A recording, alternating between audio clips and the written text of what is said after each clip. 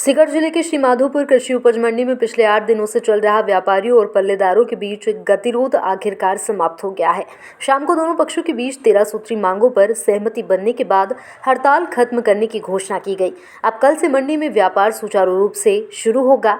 बता दें कि मंडी में पल्लेदारों द्वारा कृषि जिंसों की तुलाई और लोडिंग में कथित मनमानी को लेकर व्यापारियों ने अनिश्चितकालीन हड़ताल शुरू कर दी थी। इस दौरान अखिल भारतीय किसान सभा और माकपा के पदाधिकारियों ने भी आंदोलन में भाग लिया। मंडी में प्रतिदिन लगभग 2 करोड़ रुपए का व्यापार प्रभावित हो रहा था, जबकि करीब 10 लाख रुपए का सरकारी राजस्व नुकसान हो रहा था। 8 दिन बाद दोनों पक्षों के बीच सहमति बनते ही हड़ताल समाप्त होने से मंडी परिसर में राहत की लहर दौड़ गई। इस अवसर पर सीकर सांसद को अमराराम ने धरना स्थल पहुंचकर व्यापारियों, पल्लेदारों और मजदूर संगठनों को संबोधित किया। उन्होंने कहा कि आपसी संवाद और समझौते से हर समस्या का समाधान संभव है। पूर्व विधायक को पेमाराम ने भी उपस्थित लोगों को संबोधित कर शांतिपूर्ण समाधान का स्वागत किया। कार्यक्रम के दौरान पल्लेदारों और माकपा पदाधिकारियों ने सांसद अमराराम का साफा और माला पहनाकर सम्मान किया। इधर सीकर सांसद ने मीडिया से रूबरू होते हुए सीकर सांसद को अमराराम ने प्रदेश की भाजपा सरकार पर जमकर निशाना साधा।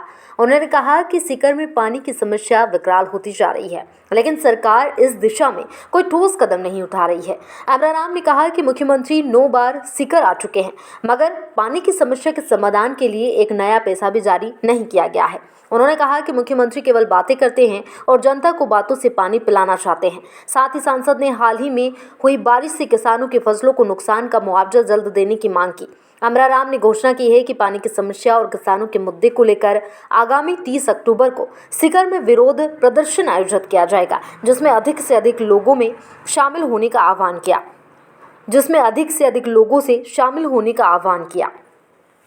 अभी जो सीकर जिले की सबसे बड़ी अनाज मंडी है श्रीमाधोपुर, जहाँ मजदूरों की मजदूरी को लेकर के जो गतिरोध था, निश्चित रूप से व्यापारियों ने और पल्लेदार साथियों ने बैठकर समाधान किया है। इसके लिए तो मैं बधाई देता हूँ और निश्चित रूप से व्यापार हो, क्योंकि सबसे ज़्यादा किसान न केवल श्रीमाधोपुर का, पूरे जिले का किसान यहाँ अनाज लेकर के आता है।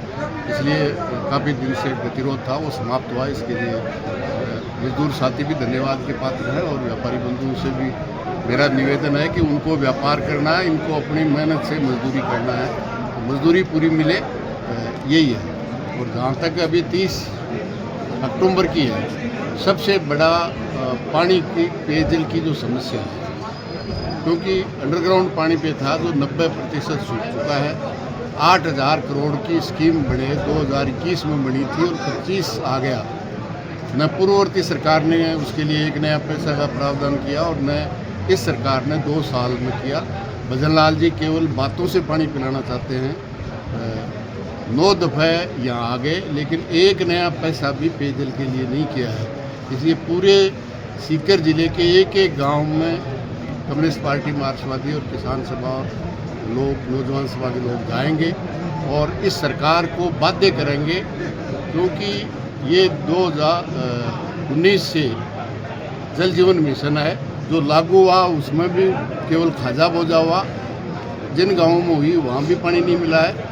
ये योजना 13 कस्बे और तमाम गांव और ढाणी के लिए योजना बनी हुई है। ये योजना लागू हो और जब तक लड़ेंगे, जब तक इसके लिए पैसे का प्रावधान करके, टेंडर करके वर्क ऑर्डर नहीं छोड़ दिया जाए। समझौता जो रेट बढ़ोतरी थी वो निश्चित रूप से बढ़ी है और सबकी सहमति से बढ़ी है और मैं समझता हूँ ये सौहार्दपूर्ण वातावरण में वार्ता होकर सफल हुई है, निश्चित रूप से और आगे बढ़ेगी। धन्यवाद। सभी दर्शकों को नमस्कार, आदाब। आप देख रहे हैं जनमानस शेखावाटी न्यूज।